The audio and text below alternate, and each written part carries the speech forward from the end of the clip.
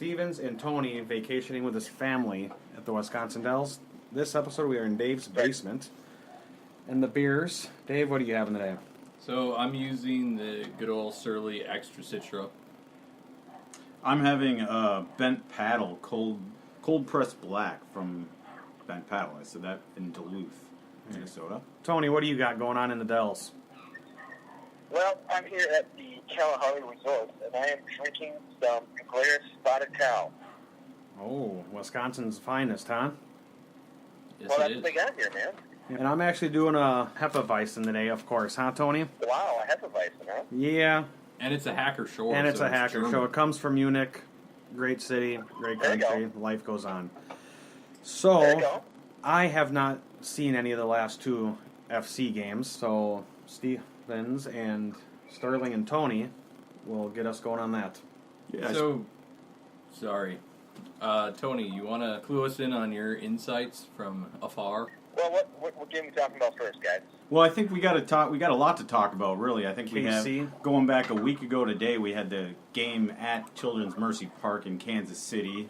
Disappointing loss there, and also we had the midweek U.S. Open match with FCC Cincinnati, and we don't have any upcoming games to talk about. But after that, we'll get into the World Cup and any other issues we want to talk about. But I suppose we should probably start with Kansas City, the 4-1 loss.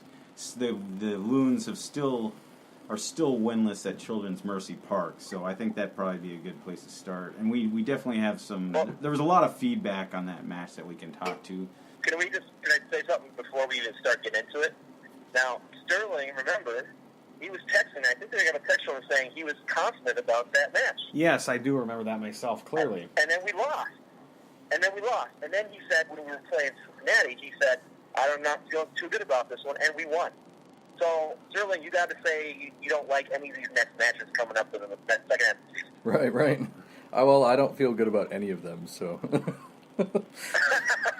Honestly. So we're going to win them all, guys. Yeah, before we... Well, we'll probably talk about the games coming up a little bit. But yeah, I don't feel good about any of them. KC was the last game, and were there any positives that we saw out of this game? No. Honestly? I thought nothing at all. What pissed me off the most, though, was Max Miano getting pretty much, was it 2 yellow cards in a row? I mean, he had gotten into the game, and he was out in, how many minutes was he out in? He was out on the pitch for, 15 minutes, and he was out? It was something like Was that that, the if deal? I can remember the highlights, yes. I guess if we're going to talk positives out of that match before we get to the result, which was not positive, I think it took over 9 minutes for the United to concede their first goal. So that's something. 9 minutes, wow. Looking at the positive, huh, there, Stevens? Yeah. That's a reach for a positive. Joking aside, actually, I guess if you, in all seriousness, the one positive I would point to would be the Mears goal shortly after we conceded the first goal. That was a a blast good goal. from range. Mm-hmm. Yeah, that was a really comeback. good goal. I mean, they let the goal in, and they came back and scored one right away, which was great. And after that, I thought for sure that we were actually going to hold them a little bit, but then it just all fell apart.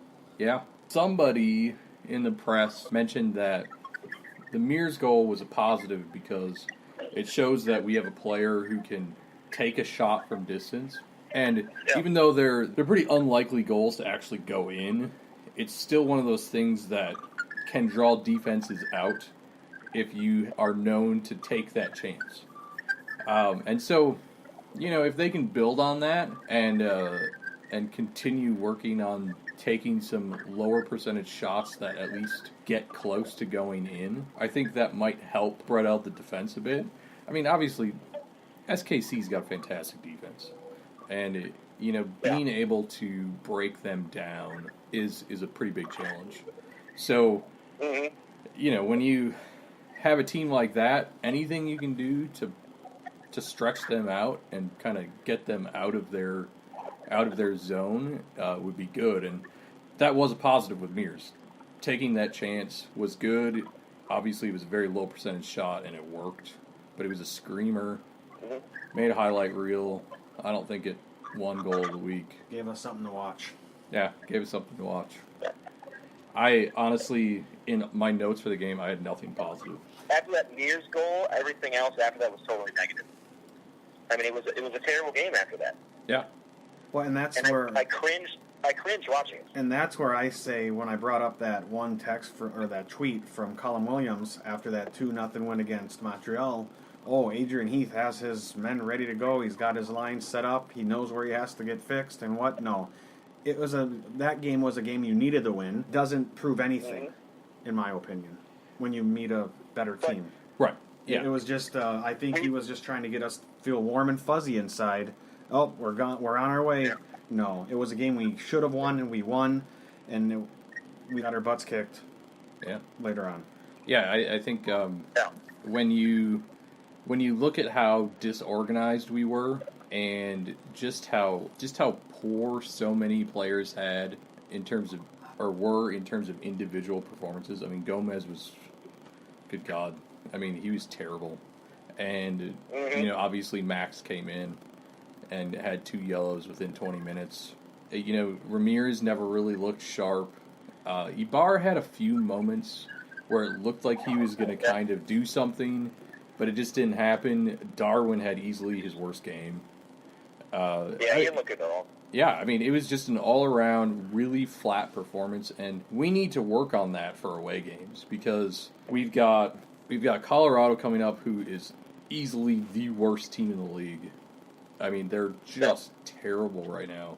But it's at Colorado. I mean, right away, we pretty much have to give them a goal because it's away. Yep. And, then we're playing Dallas away, and they're one of the best in the league.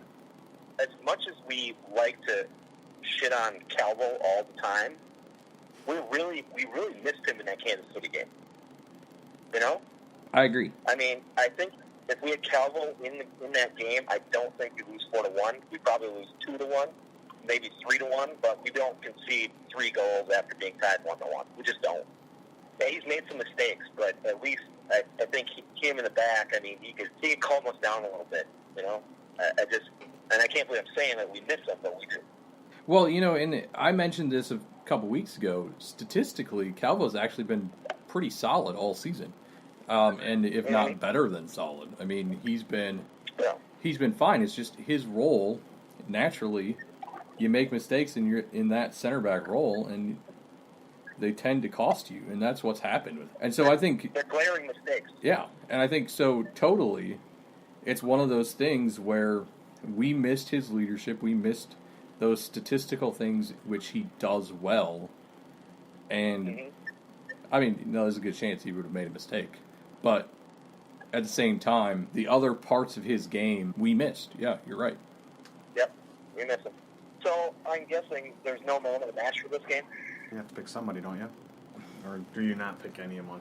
I mean, I would just give it to Mears because of his goal, honestly. I mean, he didn't do anything else good the rest of the game either. So, I mean, you can't even really say that. I'll do this.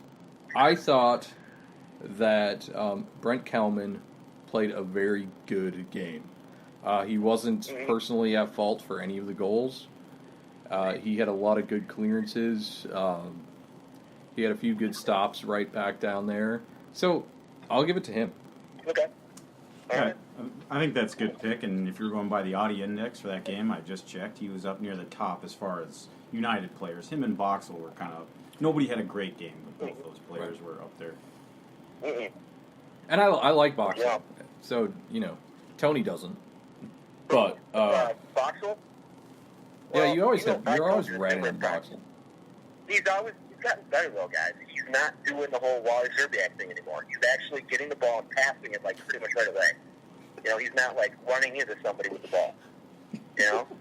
He's been distributing it well. I like him because I think he kind of reminds me of somebody that should have maybe played rugby. I mean, it's kind of stereotypical because he's from New Zealand, but he's still kind of that. He's kind of a brute, but he's not obnoxiously brute. So he knows when to kind of pound a guy and get kind of in your face and muscle you around, and that's what I like about him because he's pretty clean about it. He's like, I saw Adrian Heath referred to him as like a Sergio Ramos, And I took offense to that because Okay. Ramos is a piece of shit. But he's like Ramos, but he's not as dirty. Yeah. So I like Boxel. I think he's a pretty solid guy. He hasn't been pissing me off the last couple weeks as he had in the previous couple weeks. I mean, he's, like I said, there was a couple weeks there where he was trying to make plays with the ball, and he just can't because he's kind of a brute type of guy. His best deal is when he's in the open and can make a pass to somebody else, or get the ball and make a pass to somebody else. Trying to dribble around guys is not his strong suit, and he was doing that a couple games earlier in the season. Now he's not. He's actually distributing it, which I'm totally fine with. So I'm not really on his case as I used to be. Right. Well, so I decided to take screenshots of tweets of that performance. And so Oh, geez. I've got a few because, Cool. why not? Yeah. First, I've got one that they were enjoying Graham Zusi's Greek god look. I agree with that. He looked kind of like a Greek god. One of the more negative ones, MNUFC with just shambolic defense. Awful. I agree. Yep. Another person yelling just clear the damn ball. Yeah, that's solid advice for our team. The best one I think one of the best ones from East Coast Dark Clouds. Because, yes, we have Dark Clouds on the East Coast. Wow. They're from D.C., actually. Everyone just get a card and let's go home. This is awful. And that was right after Max got his second yellow. But that's what it felt like after he got his second one, Like, just give everybody a card, let's get out of here. Yeah. It's ridiculous. They also said, just a bunch of hashtags, Manny out, Heath out, everyone out, start over, MNUFC. But see, that's where it goes back to the 2-0 game against the Impact. Everybody thought, oh, we're on our way. We're going to the goal. Yeah. And then this. I mean, how the flags change. But I understand. People have the right to give their opinion negatively because I did after the Cincinnati game, and I got ripped apart on it by some people on the Minnesota United website or on their Facebook page. Oh, sure. Yeah. Because, the trolls are always going to troll. I'm like, no, I just said, from what I heard, it was a very bad performance. Nothing to get all excited about. But yet, why can't I say that without saying I'm a troll? I'm Right. far from it. I stated the truth that they didn't play well. The possession is what they had, and that was about it. Right. I mean, and it was just like, this one guy goes, oh, there's always a troll. I'm like, listen, buddy, the flag's waving in the back of my house, or in the front of the house. I'm not no troll. Oh, but then why do you have to be negative? It was the truth. And then, of course, they back it up saying, oh, this team's coming to the MLS and this and that. I'm like, it doesn't matter. If I would have said the same thing about the Sporting Kansas City match, the guy would have ripped me apart too because he's a homer and all that. But whatever. Well, Cincinnati is one. I mean, Dave, Cincinnati is one of the best teams in that league, right? Cincinnati's very good. I mean, Oh, yeah, they're definitely the best. Yeah, that's Maybe why. Sacramento's better than they're- them. I was they're pretty coming up. impressed So they're with. coming to that MLS. Yeah, I was just gonna say I was pretty impressed. Just on the highlights that I saw after the fact, the attendance that they had at that stadium, and that's not a small stadium by any stretch. I was really impressed actually. No. Yeah. So I want to add another East Coast Dark Clouds tweet, and this is going to immediately jump our rating to explicit content. So this one says, "Clear the fucking ball, you fucking fucks." So you can tell that they've got a That's they've awful got a negative. theme going here. But clearing here's ball. the thing. You don't hear the local Dark Cloud saying that stuff. Yeah, I'm looking for something on that. I've never seen any negative from the Dark Clouds here about anybody. I mean, Shuttleworth. About Shuttleworth? Anybody. The ones here, the Dark Clouds do not give any negative to anybody on this team. But they're a fan club, though, dude. That's their deal. But that's what their Dark Cloud group's out there too, though, Tony. Yeah, Yeah. I mean, I agree with that. I don't think that they say enough negative things. I mean, you can say No. negative things without the explicit. Well, that's, I mean, but it is the other side of the country, so I don't know how their lives run. oh wait, I'm pretty sure this guy's a Dark Cloud. He put a meme of Michael Scott